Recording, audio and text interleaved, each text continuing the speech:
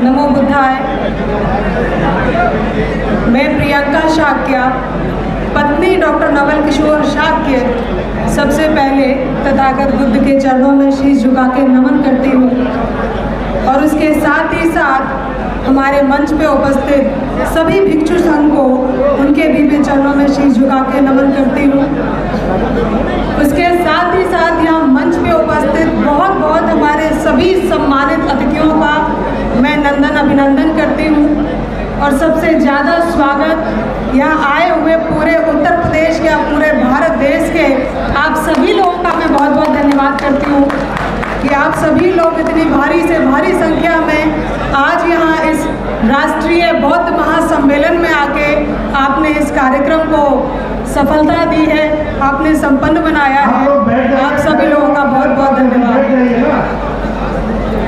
क्योंकि हम सभी जानते हैं कि इस कार्यक्रम के जो आयोजक हैं पूजनीय बंदे सुमित रतन जी, वो पूरे देश में ही आपने देखा होगा उत्तर प्रदेश के कई जिलों में और पूरे देश में वो प्रचार प्रसार और हमारे जो बुद्ध की संस्कृति है उसके लिए वो कड़ी मेहनत करते हैं, हम सभी को जागरूक करते हैं।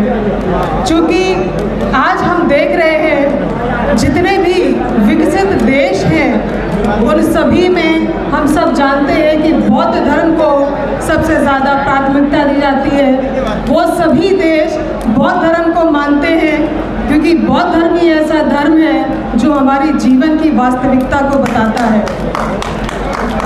और इसके साथ ही साथ मैं नमन करती हूँ बाबा साहब भीमराव अंबेडकर जी को, माता रमाबाई को, जो हमारे महानुभाव हैं जिन्होंने अपने पूरे जीवन में पूरा जीवन संघर्ष में रहा और बहुत ही संघर्षों से जूझकर आज हम जो यहाँ स्टेज पे खड़े होकर बोल पा रहे हैं यह उन्हीं की देन है। मैं नमन करती हूँ सावित्रीबाई फुले जी और ज्योतिबा राव फुले जी को, जिनकी वजह से आज हम यहाँ उपस्थित हैं और जिन्होंने हमें अधिकार दिलाए।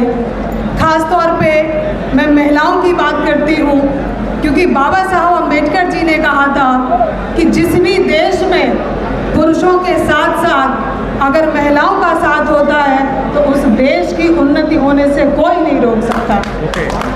और चूँकि बाबा साहब ने हमेशा शिक्षा की बात की है, हमेशा शिक्षा पे जोर दिया है, तो मैं आपको ये बता देना चाहती हूँ कि डॉक्टर नवल किशोर शाक्य जी जो कि कैंसर सर्जन हैं और जिनके अस्पताल है लखनऊ और कायमगंज फर्रुखाबाद में, वो लगातार 2012 से हमारे सभी समाज के सभी वर्गों की जितने भी ज़रूरतमंद लोग हैं जो कैंसर से पीड़ित हैं, वो अगर ज़रूरतमंद है तो उनका मुफ्त में भी इलाज करते हैं। आप सब जानते होंगे कि कैंसर की बीमारी इतनी खतरनाक बीमारी होती है कि लोगों की ज़मीनें बिक जाती हैं उसका इलाज करने के लिए।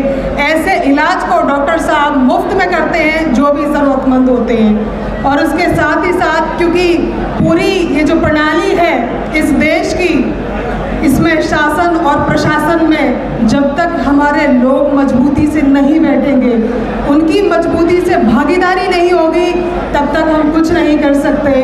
और अगर प्रशासन की बात करें तो जब तक हमारे समाज के लोग डीएम, एसडीएम और बड़े बड़े अधिकारियों पद पे नहीं बैठेंगे तब तक हम अपनी आवाज़ मजबूती से नहीं उठा पाएंगे। उसके लिए ज़रूरी है शिक्षा। और शिक्षा की बात करें तो ना जाने कितने ऐसे बच्चे हैं जो आईएएस पीसीएस की दिल्ली में तैयारी कर रहे हैं, एमबीबीएस कर रहे हैं, इंजीनियरिंग कर रहे हैं और जिनको हम लोग पढ़ा रहे हैं। और ख़ास तौर पे बेटियों को जो आर्थिक मदद हम लोग कर रहे हैं, उनकी पढ़ाई करवा रहे हैं ताकि वो हमारे समाज में अच्छे पदों पे बैठ के उनका नाम, उनका रोशन और वो हमारे समाज को और आगे बढ़ा पाएँ। इन्हीं सब बातों के साथ मैं आप लोगों का बहुत बहुत धन्यवाद करती हूँ क्योंकि समय बहुत कम है।